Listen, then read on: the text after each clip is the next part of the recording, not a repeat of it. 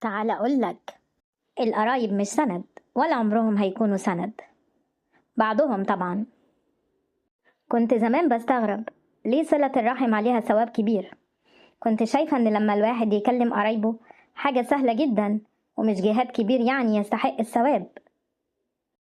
مع مرور الوقت ومع كتر الغل والحقد والغيرة والمشاكل والخناقات والخصام ما بين الأهل والعيلة، فهمت وعرفت إن صلة الرحم هي أصعب أنواع الجهاد، وإنها حاجة صعبة ومرهقة نفسيا.